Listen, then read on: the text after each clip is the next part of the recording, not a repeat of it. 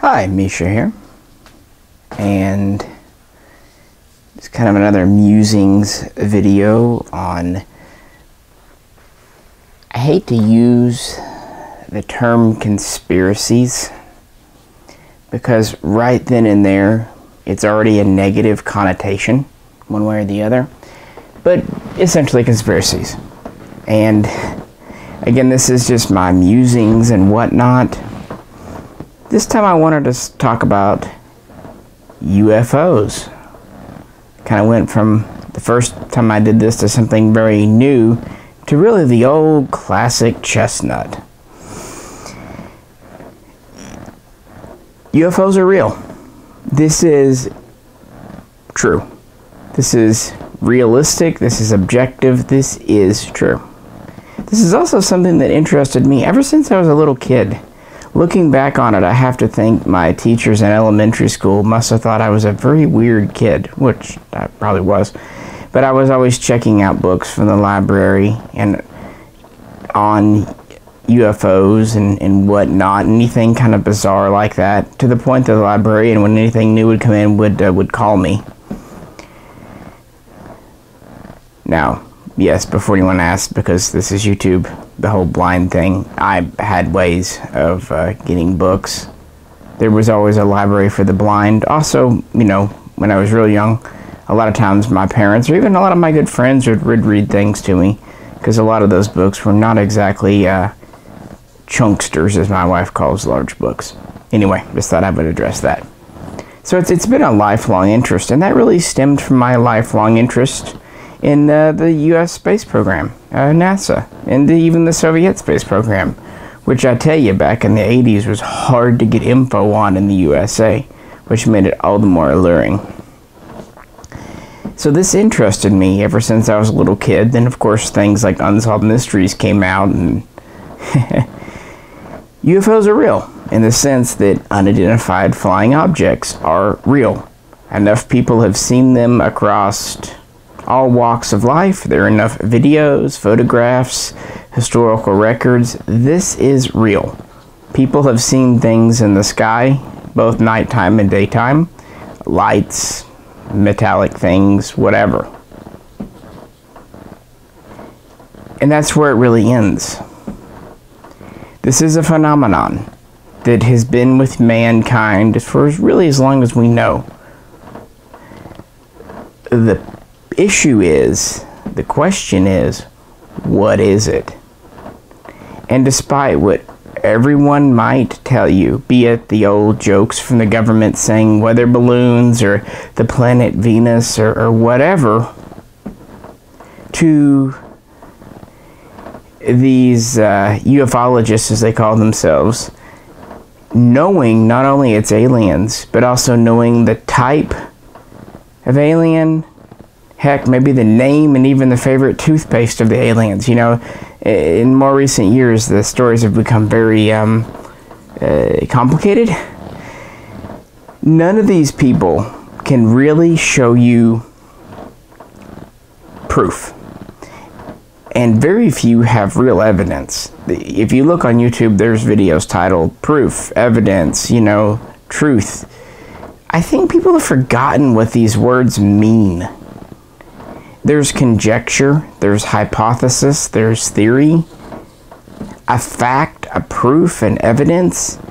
It's something that's been tested, that's physical, that's demonstrable.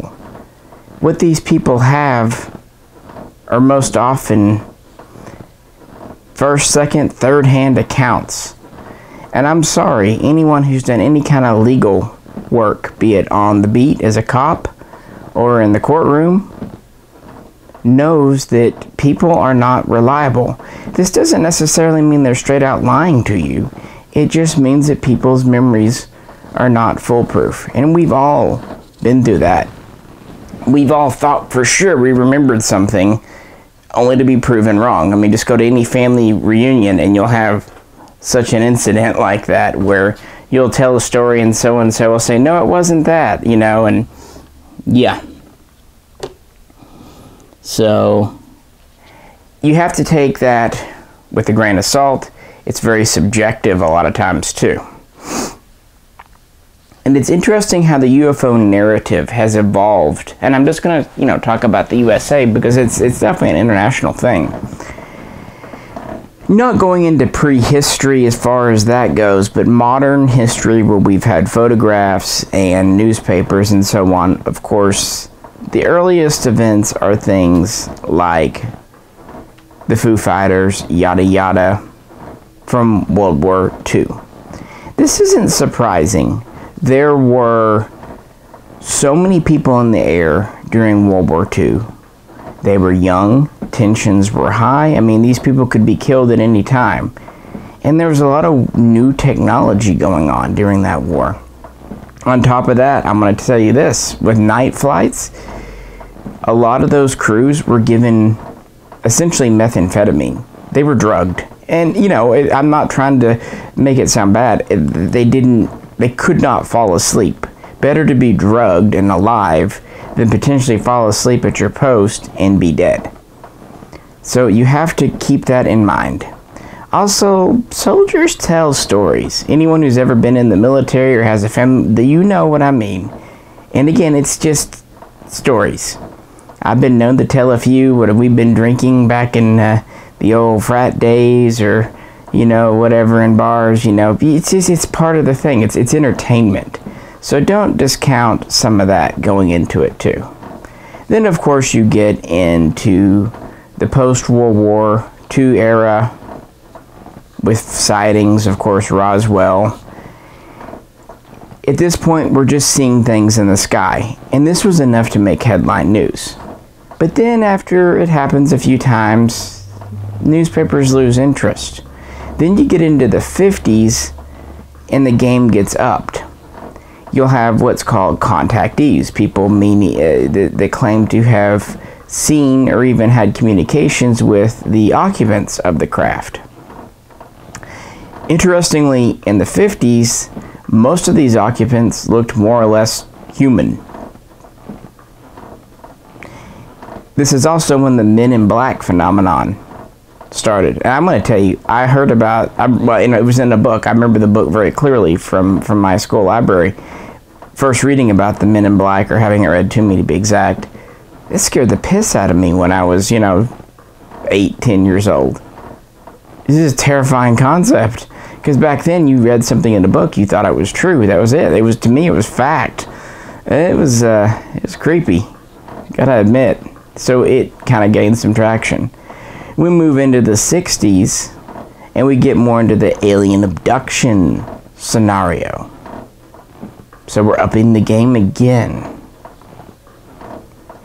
Then we move into the 70s, and it's kind of more of the same. If anything, the 70s seems a little quieter. You have more abductions. The contact thing exists, but it's kind of falling out of favor. The friendly aliens are kind of giving way to the evil aliens, and that's when the so-called grays appear and become kind of a household thing. This is when little green men turn into little gray men, 70s into the 80s. Then, of course, by the 80s, you have TV programming. I think the first time I remember alien stuff was like the In Search Of, the one that Spock did. Anyone else remember that from the 70s? Anyway. And then, of course, 80s, like I said, Unsolved Mysteries, blah, blah, blah. That really kind of got people's interest. And then, of course, the X-Files. And I remember when that first came out, and people weren't... I remember at school, it's getting, of course, a little older by this point, getting into teenage years, when X-Files came out, and I asked my classmate about it, and he goes, well, the stories could be true, or maybe they're not. There was, it was obviously a fictitious show, but back then people didn't know. They thought, well, this actually could be dramatizations of reality. It was pre-internet days, but still, it was the days of cable television. And then, of course, speaking of internet, the internet came along where people can share things on forums and, all that. That upped the ante. People shared this, and of course, people like to one-up each other. If someone says, hey, I saw an alien, the next person has to say, hey, I talked with an alien. Then the next person has to say, I was abducted by an alien. Then the next person has to say, I was abducted by an alien, and they told me this story of doom and gloom for Earth. And then, you know, I'm continually abducted by aliens, and somehow so. And again, it's not that people exactly are lying. It's human nature, because we're storytellers. That's humanity. That's society. I mean, it's the same reason if you're watching a television show, you don't watch the first 2 or 3 episodes over and over. No, you want new episodes. And the whole UFO thing is a story. And you can see how it progressed from very simple seeing things in the sky that we don't understand to very elaborate, essentially sociological constructs with multiple alien races fighting each other or helping each other or trading or abducting humans or blah blah blah. And then of course History Channel brought ancient aliens to us. Yeah. So we've taken something that is a real world phenomenon, but we don't have any real information. People have seen these things, but never really brought back facts. And after decades of a void, the void's just kind of... nature abhors a vacuum, as does the human mind. We hate the unknown. We fear it, but it irritates us. So we have to fill it in. We have to say, what's in these things? What are in the skies? Well, they're ships. Oh, okay, we don't really know that, but okay, they're ships. What's in the ships? Aliens. First they're green, then they're gray. What do they want? We have to answer that question. And where are we going? And it goes from there. It's very, very interesting how people's minds work. And I'm going to say something that a lot of people don't seem to want to say. I don't know. I want to know. I love a mystery. I love the fact if we live in an unexplained world. But I don't know. As much as I might want to believe something, I can't just will myself to believe it because that's what I want to be true. I have to have evidence. And so far, the photographic evidence, from what I know, is kind of circumstantial at best. And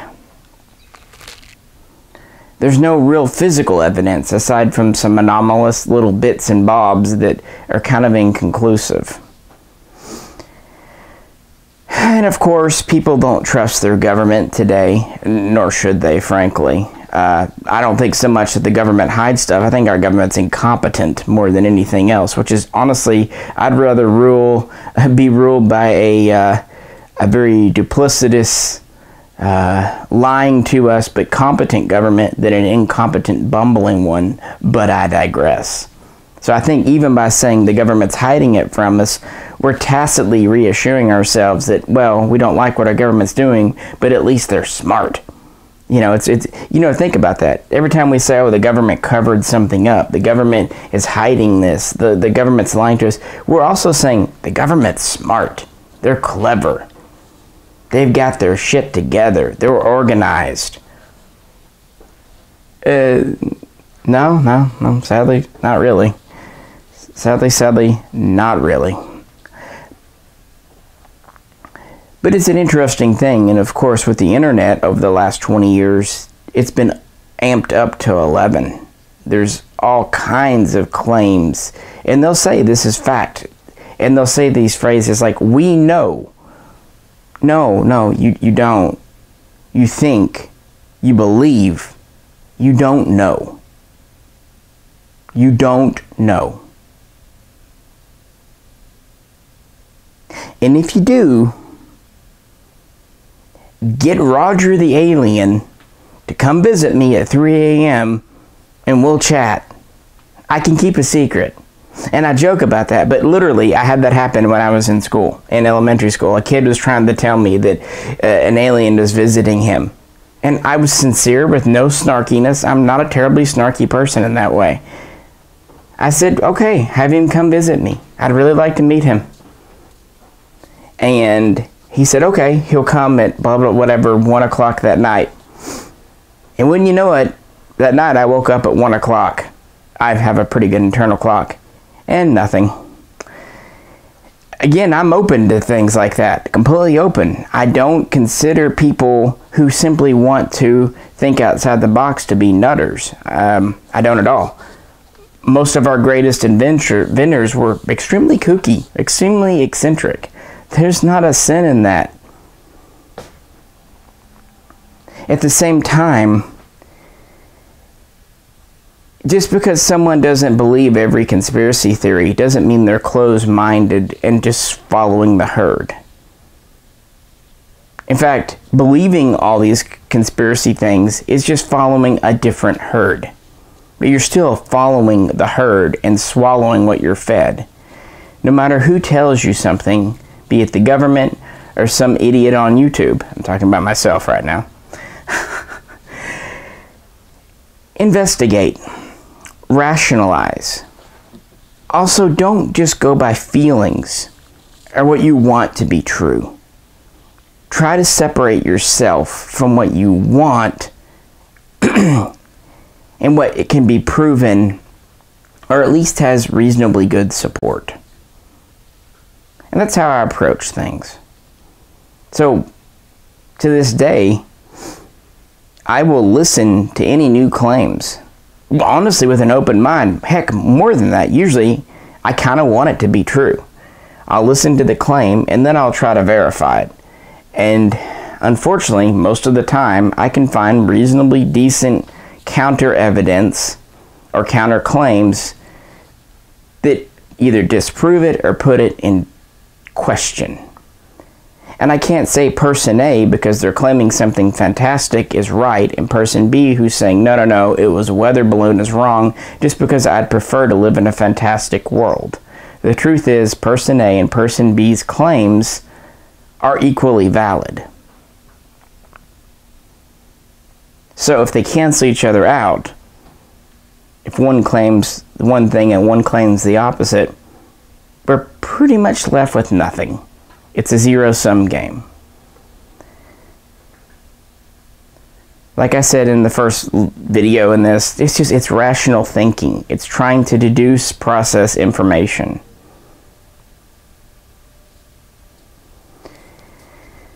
So that's just kind of it for this little video, I believe, or black box. Just my thoughts, my musings. These aren't research videos. I'm not going to cite names and things. There's really no reason behind that. You can find this and that and counter this and that. And the fact is, information on the internet is questionable in and of itself, because some places like Wikipedia, anyone can edit them. Other places, people can doctor pictures or miscite where the picture came from and how do you prove it. So information online, data online, while interesting, is suspect, to say the least. Well, any questions or comments, welcome them below.